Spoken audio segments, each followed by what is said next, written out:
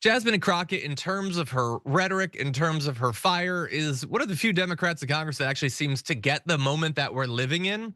And she demonstrated that recently on The View, where Jasmine Crockett walked onto the View set expecting a light conversation about athletes and activism. 10 minutes later, she dropped 15 words that broke the internet and left the entire studio speechless. One host questioned Coco Gauff's approach to race and sports.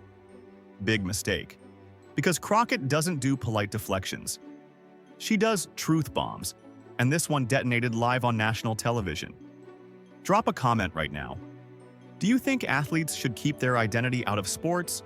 Or is that just code for stay quiet and entertain us? Let's set the scene properly because context matters here. The View is basically America's living room argument turned into a television show. You've got multiple hosts with wildly different perspectives, an audience that's ready to cheer or gasp at any moment, and topics that range from celebrity gossip to actual policy debates. It's organized chaos with commercial breaks. So when they invite a sitting congresswoman who also happens to be a former civil rights attorney with zero patience for nonsense, someone should have anticipated fireworks. But apparently, the producers thought they were getting a nice, safe conversation about female empowerment in sports. They thought wrong. The episode started normally enough. Jasmine Crockett arrived looking polished and professional in a cream blazer, giving off major, "I'm here to educate, not argue, but I'll do both if necessary" energy. The hosts did their usual opening banter, discussed some political updates, touched on women's leadership, and then smoothly transitioned into sports and culture. Everything was going according to the standard View formula, until one host decided to bring up Coco Gauff. And not just bring her up casually, but question whether young athletes like Coco were making everything about identity instead of just playing the game. That phrase, just playing the game, is where things went sideways. Because here's the thing about that particular phrase. It's coded language. It sounds reasonable on the surface, like, hey, can't we all just focus on the sport?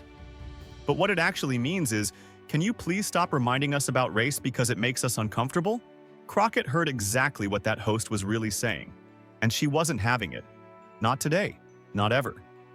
So she did that thing where she pauses, takes a breath, and you can literally see her brain deciding between diplomatic congresswoman mode and Texas civil rights attorney mode.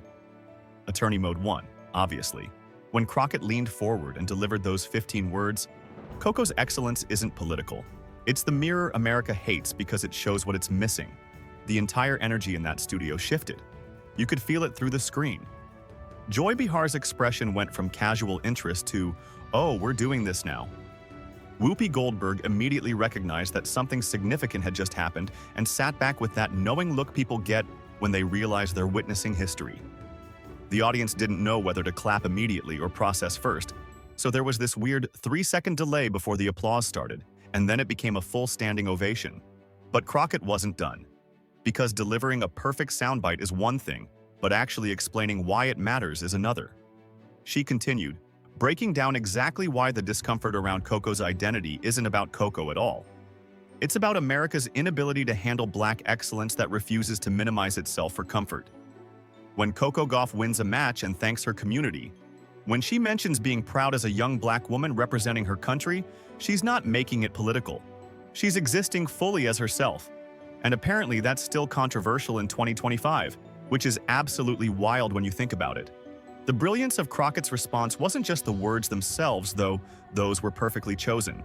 It was the delivery. She wasn't angry, she wasn't defensive, she was matter of fact, like someone explaining basic math to people who keep insisting 2 + 2 = 5. That calm authority made it impossible to dismiss what she was saying as emotional or biased. She simply stated a truth that everyone knows but many refuse to acknowledge. When athletes of color celebrate their identity, it's treated as divisive, but when they stay silent about it, they're praised for being classy or focused on the game. The double standard is exhausting, and Crockett called it out in 15 words. Now let's talk about what happened immediately after because this is where it gets really interesting. The clip started circulating online before the show even finished airing. Someone in the studio audience clearly had their phone out despite the rules, because Twitter exploded with reactions within minutes. And we're not talking about a few retweets, this went nuclear. Celebrities, athletes, politicians regular people who don't usually comment on sports, everyone had something to say. Zendaya reposted it, calling Crockett a national treasure. Kerry Washington added, "This is why representation matters." LeBron James, who rarely weighs in on tennis-related content, shared the clip with fire emojis. The cultural impact was instant and massive. But here's what made this moment different from typical viral TV clips. It had substance. This wasn't a celebrity meltdown or a politician saying something ridiculous. This was an intelligent, articulate woman dismantling a harmful narrative in real time with surgical precision. The reason it resonated so deeply is because Crockett articulated something millions of people feel but struggle to express. That frustration when athletes of color are told to be grateful and humble and quiet, as if their presence alone isn't already groundbreaking. That exhaustion from watching excellence be minimized or questioned simply because it comes with melanin attached. Crockett turned that collective frustration into a single, devastating sentence that nobody could misinterpret or spin. The sports journalism world had a field day analyzing what Crockett said and why it mattered. ESPN ran segments breaking down the historical context of Black athletes and identity politics, which is something they've covered before. But this time, it felt different. This time, they couldn't just discuss it academically because a sitting U.S. representative had just put it on blast on national daytime television. One analyst said, "Representative Crockett managed to distill decades of athletic struggle and triumph into one sentence. That's not just good communication, that's generational understanding." Another pointed out that Crockett's background as a civil rights attorney gave her a unique perspective that most politicians don't have. She's been in courtrooms defending people whose identities made them targets. She knows firsthand how identity gets weaponized and how exhausting it is to constantly justify your existence. Tennis legends started weighing in too, which added another layer of validation to Crockett's statement. Billie Jean King, who has spent her entire post-playing career fighting for equality in sports, tweeted support immediately. She wrote, "When women of color win, it's not political, it's powerful. Thank you, Representative Crockett, for saying what so many of us feel." That endorsement matters because King isn't exactly known for jumping on viral trends. When she speaks up, it's because something genuinely significant happened. Serena Williams reposted the clip with just one word: respect. And honestly, what else needed to be said? Serena has lived this reality her entire career, being questioned and critiqued and held to impossible standards while having her achievements minimized. Crockett's defense of Coco was, by extension, a defense of every athlete who's ever been told their identity is somehow separate from their excellence. What's fascinating is how Coco Gauff herself responded, or rather, didn't respond immediately.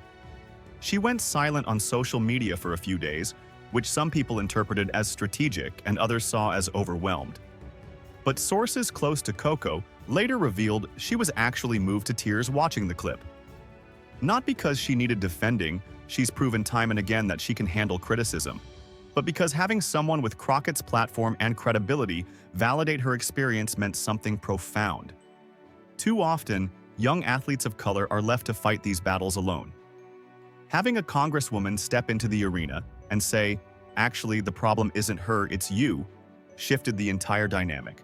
Behind the scenes at The View, the reaction was apparently just as intense as the public response. Crew members later shared that Crockett stayed after filming ended, which guests don't usually do. She thanked every production assistant by name, took photos with anyone who asked, and had a long conversation with Whoopi Goldberg that nobody else was privy to. But one crew member overheard Whoopi say something like, "You just made history on this table, baby." And Crockett reportedly smiled and said, "I just said what needed saying." That kind of humility combined with conviction is rare in politics, or anywhere else, honestly. The cultural impact of those 15 words extended far beyond television and social media. Teachers started using the clip in classrooms to discuss media literacy and coded language. Church leaders referenced it in sermons about truth-telling and justice. The quote appeared on murals, t-shirts, and protest signs. It became one of those rare moments where a single sentence captures an entire movement's frustration and hope simultaneously. Crockett didn't just defend Coco Gauff that day. She validated every person who's ever been told their identity is inconvenient or divisive or too much. Now let's address the inevitable backlash, because of course there was backlash. Some critics accused Crockett of playing the race card, which is the laziest criticism imaginable and proves exactly her point. Others claimed she was making sports political, as if sports haven't always been political. Every time a black athlete is told to shut up and dribble, that's political. Every time a woman athlete is paid a fraction of what male athletes earn, that's political. Every time LGBTQ athletes face discrimination, that's political. Sports have never existed in some neutral, colorblind bubble, no matter how much some people want to pretend otherwise. Crockett simply refused to participate in that fantasy, and some people couldn't handle it. But here's what the critics missed. Crockett's statement wasn't about division, it was about reflection. When she said America hates the mirror because it shows what it's missing, she was offering a diagnosis, not an attack. The mirror metaphor is brilliant because mirrors don't lie. They show reality. And the reality is that when someone like Coco Gauff succeeds while being authentically herself, fully black, fully confident, fully excellent, it forces America to confront its own discomfort with that combination. The problem isn't Coco. The problem is a culture that still hasn't figured out how to celebrate black excellence without trying to diminish or control it first. Jasmine Crockett's background makes her uniquely qualified to make this argument. Before she was a congresswoman representing Texas, she was a civil rights attorney fighting for people the system tried to erase. She's been in courtrooms defending black and brown clients who were judged before they even spoke. She's seen how identity gets weaponized, how success gets questioned, how excellence gets asterisked when it comes from marginalized communities. So when she watches a 21-year-old tennis player get criticized for being too vocal about her identity, she doesn't see an ungrateful athlete. She sees a continuation of every fight she's ever fought in every courtroom she's ever stood in. That's why her defense of Coco wasn't political theater. It was personal protection of progress. The aftermath of that View appearance has been long-lasting. Crockett's congressional profile elevated significantly, not because she was seeking attention, but because she demonstrated moral clarity that's increasingly rare in public life. She gained hundreds of thousands of social media followers, was invited to speak at universities and conferences, and became a go-to voice on issues of race, sports, and culture. But she's been careful not to let that moment define her entirely. In subsequent interviews, she's made clear that defending Coco was important, but it's just one piece of a much larger fight for equity and representation across all sectors. Coco Gauff, for her part, continued doing exactly what she's always done: winning matches, speaking her truth, and refusing to shrink herself for anyone's comfort. In her next major tournament after the View incident, she won and dedicated the victory to everyone who's ever been told they're too much. The message was clear.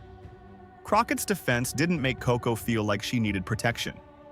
It made her feel seen, validated, and supported in a way that young athletes of color rarely experience from people in power. Years from now, communication professors will probably teach Crockett's 15-word response as a masterclass in effective rhetoric. It's concise, memorable, profound, and impossible to misinterpret. It doesn't rely on jargon or academic language. It uses a simple metaphor that everyone can understand. And it completely reframes the conversation from "Is Coco being too political?" to "Why is America uncomfortable with black excellence?" That kind of rhetorical judo, turning the question back on the questioner, is exceptionally difficult to do well. Crockett made it look effortless. The broader lesson here extends beyond one congresswoman defending one athlete on one talk show. It's about the power of using your platform, whatever that platform might be, to speak truth even when it's uncomfortable. Crockett could have given a diplomatic non-answer. She could have praised Coco while gently suggesting she toned down the identity talk to appeal to broader audiences. She could have played it safe. Instead, she chose courage. She chose truth. And in doing so, she reminded everyone watching that silence in the face of injustice isn't neutrality, it's complicity. So Jasmine Crockett walked onto The View and delivered 15 words that changed the entire conversation around athletes, identity, and excellence. She didn't just defend Coco Gauff, she defended every person told their identity is too loud. If this breakdown was worth your time, hit that like button and subscribe for more. Comment below. Who else needs a Jasmine Crockett in their corner?